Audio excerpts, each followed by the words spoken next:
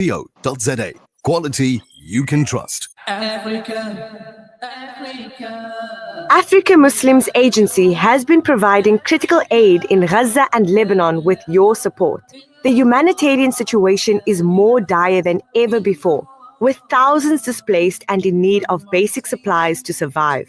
Donate any amount to bring food, water, medical assistance, and essentials to the people of Gaza and Lebanon. Africa Muslims Agency, empowering, educating, inspiring.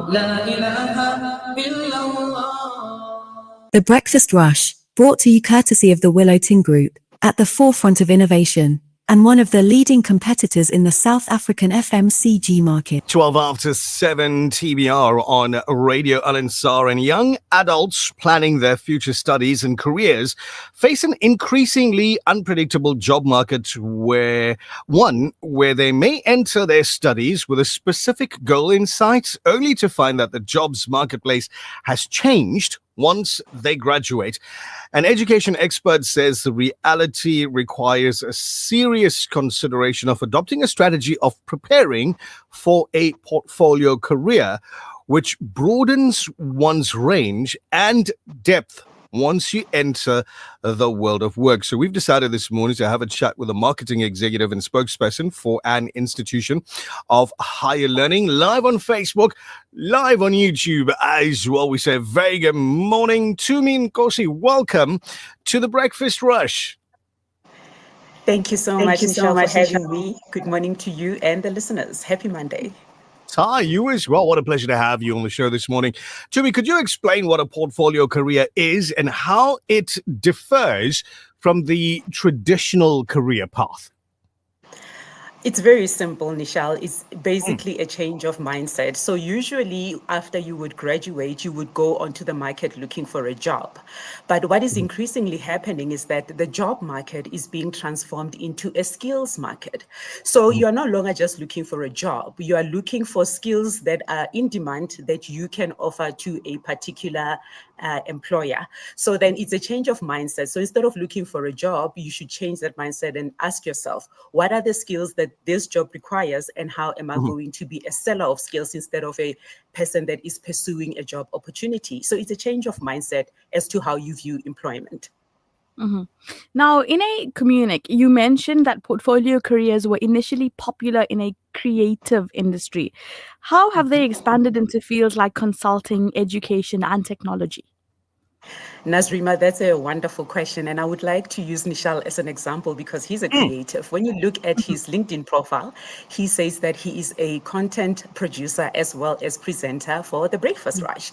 But if you look deeper and you look at his other skills, he's got PR in there, he's got digital expertise and so forth. So what he's actually done is that he's looked at the number of skills that he's got that are usually in demand in the creative industry, and that's what he can offer. How it works out in a professional environment, if I may call it that, or the office environment, is that I'll give myself as an example. I'm a software engineer by training, but in software engineer, there's a thing called program design. So when I wanted to transfer from software engineering or ICT to the education sector, I looked at how I can use program design, and we use it when we design our programs so that we can offer them to our students. So now I'm no longer just selling myself as a software engineer, but I'm a program designer, content designer, and that sort of thing. So you've basically delineated your job into a specific set of skills, and then now it's easier for you to look at who might be looking for those skills and enter different industries as a result of that. Absolutely. Now, what are some examples of roles that could make up a portfolio career, and how do they work together to create multiple income streams?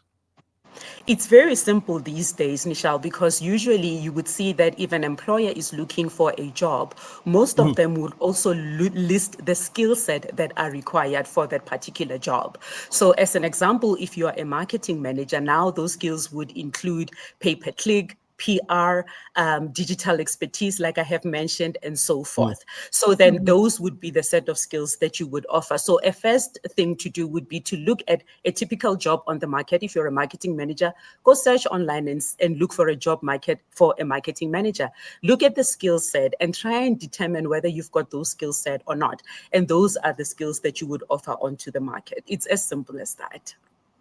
To me, in your opinion, what are the key benefits of a portfolio career in terms of work-life balance and personal flexibility? I think the good thing with looking at your career as a portfolio of skills is that, for example, if you are a medical doctor, you are no longer just limited to the medical field.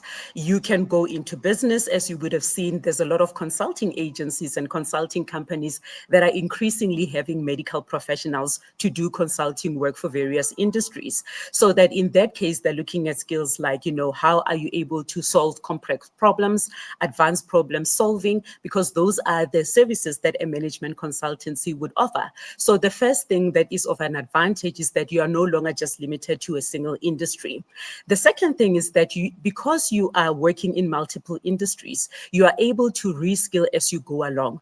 You would agree with me that if I'm working for a government department for 10 years, I'm limited to how fast that government department would be absorbing new skills insofar as technology skills, how you deal with people, and so forth. So how fast they move with the technology will determine how fast I upskill and reskill. But if I'm offering my skills to other agencies, then you find that private sector typically tends to move much, much quicker than in the government sector. So by virtue of me looking to other industries, I'm able to reskill and upskill quickly. But also that skill I can bring back into my government department and make them more competitive. So it makes you both competitive and flexible, and it also makes your employer much more competitive because you are bringing in new skills that they wouldn't otherwise have. And if you decide then to take a leap and be a consultant and offer your services as a business owner or as an entrepreneur, which you can do, then you are in control of how much work you're going to do. And as a result, then you can also determine what your work-life balance will be like. Absolutely. Now, for someone starting out in their career, how would you recommend they begin building a portfolio career? Well, Nishal, it's not only just for those that are starting their careers. In fact, if you look at technology and artificial intelligence, for example, we thought that the technology was only going to disrupt the people that are only entering the market, but increasingly is also disrupting the people that are in mid-career. So this advice is not just for people that are entering, but also for people that are in the mature stages of their career. The first thing that I would do is to go out onto the job market and look at recent advertisements for jobs and look at what are the skills requirements for those jobs and start really critically evaluating yourself to see, do you have those skills? The same would happen and I would give this advice to young professionals because it differs a little bit. And then once you've determined that, then try and figure out of the skills that you do not have, where can you start learning those micro skills? There's lots of courses that are available online that you can take. And there's also certifications for different professionals. If you are a young professional, I wouldn't even wait until the time you graduate. Start in your first year. There are boot camps that are available if you are in the tech industry. Also, if you are in the marketing industry, at least try and learn those skills that are outside of what is being taught in your course, so that when you go out onto the market, then you've got a certification. And if you can get a part-time job doing those small things, those small skills that are required, for example, if you're in technology, web development, or if you're in marketing, pay-per-click, then start doing that so that you can build your own experience while you work. But it's not just for tech. If you want to learn how to be better at solving customer problems, the retail industry is an excellent industry for you to do that. So start in your first year and think about what are the skills that are going to be required by the time you graduate, and start building those skills in the first year. Don't wait until you graduate. And most of those courses are free. Now, Tumi, on a personal note, you said that you went in and you did a little bit of digging on my LinkedIn profile. Yes. Scary, honestly, because I haven't updated my LinkedIn profile in forever because I lost the password. So, Tumi, how do I get my password back? How do I log back into my LinkedIn? And how do I go to update LinkedIn? Because I've learned so much more since I created that. I mean, I've now got my own personal silver lining.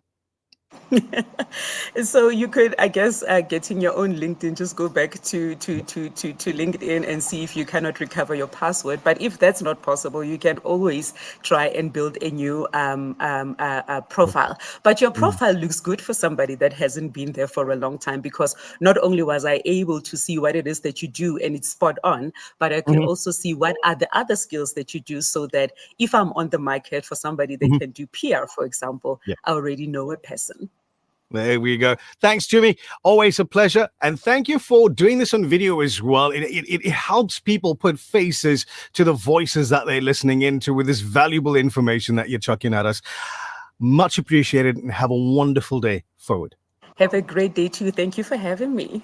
So, pleasure. That was marketing executive and spokesperson for an institution of higher learning, Tumi Nkosi, just chatting about portfolio careers. And I think brilliant advice, Naz, where she says, pick up skills, pick up your Absolutely. certificates, pick up learning.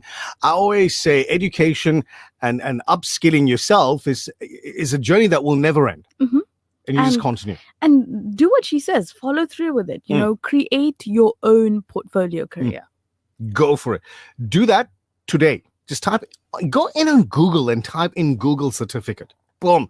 Pages and pages of information will come through. Just select the one that's good for you and go for The it. Breakfast Rush, brought to you courtesy of the Willow Tin Group, at the forefront of innovation